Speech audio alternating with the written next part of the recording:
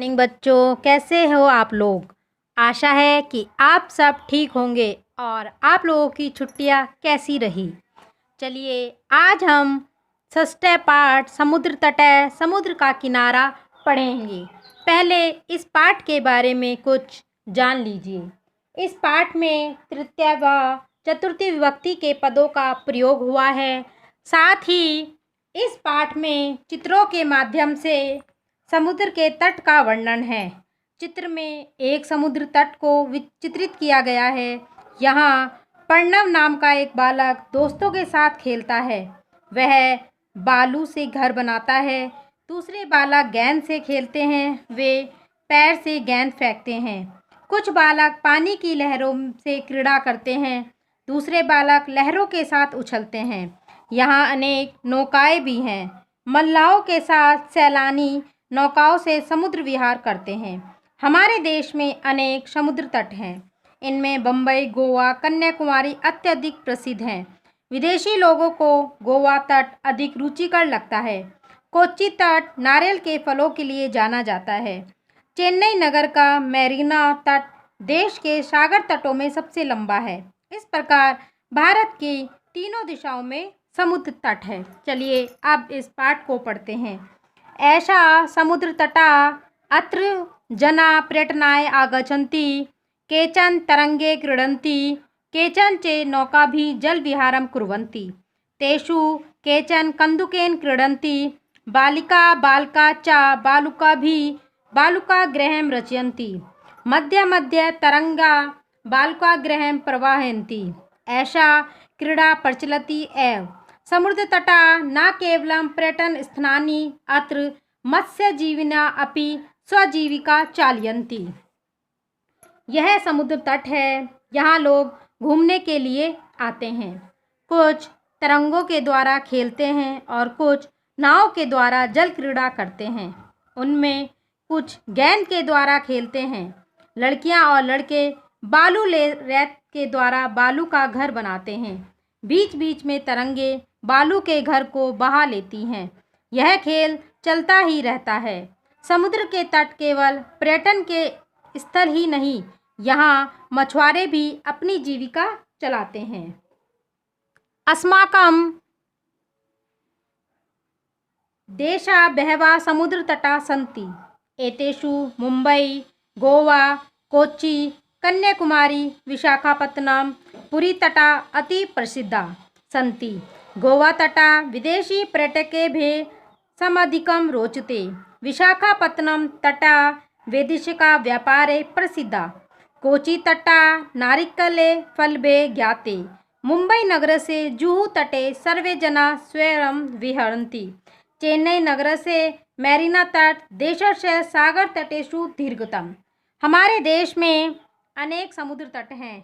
इनमें मुंबई, गोवा, कोच्चि, कन्याकुमारी, विशाखापत्तनम और पुरी के तट अत्यधिक प्रसिद्ध हैं। गोवा का तट विदेशी पर्यटकों को अत्यधिक अच्छा लगता है। विशाखापत्तनम का तट विदेशियों के व्यापार के लिए प्रसिद्ध है। कोच्चि का तट नारियल के फलों के लिए जाना जाता है। मुंबई नगर के जुहू तट पर सभी लोग बेरोक टोक घूमते हैं। चेन्नई नगर का मैरीना तट देश के सागर तटों में सबसे लंबा है।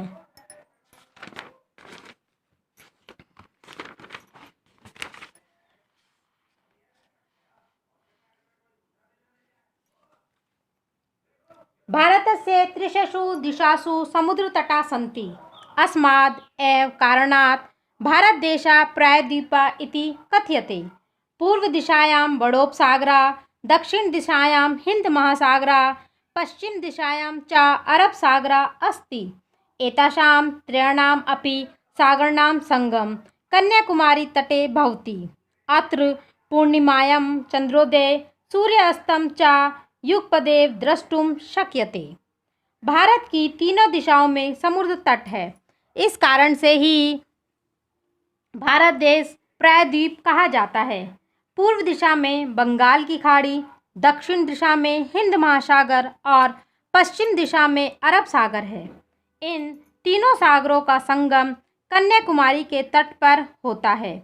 यहाँ पूर्णिमा के दिन चंद्रोदय और सूर्यास्त को एक साथ ही देखा जा सकता है। आशा है कि आप लोगों को पाठ अच्छी तरह से समझ में आ गया होगा। चलिए अब इसके शब्दार्थ पढ़ते हैं।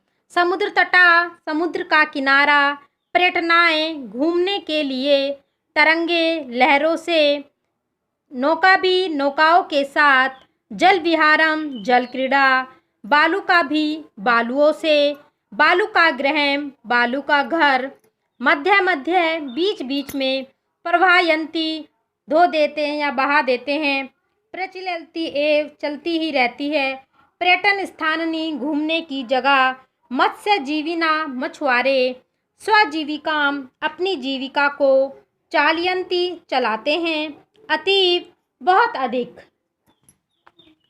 स्वैरम, बेरोक टोक, विहरंती, घूमते हैं, दीर्घतम, सबसे लंबा, प्रायद्वीप, तीन तरफ जल से घिरा भूभाग, संगम, मिलन, युगपदेव, एक ही साथ, द्रष्टुम, शक्यता, देखा जा सकता है।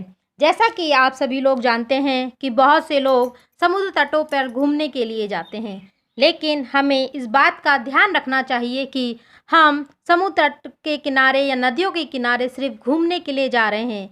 हमें वहाँ पर सफाई का, स्वच्छता का ध्यान विशेष रूप से रखना चाहिए और जो हम खाने पीने की वस्तुओं को अपने साथ लेकर जाते हैं उनके खाली पैकेटों को इधर उधर ना फेंकें और अपने साथ ही वापस लेकर आएं और आकर फिर उन्हें कूड़ेदान में डालें। हमें अपने देश को स्वच्छ और साफ रखना है।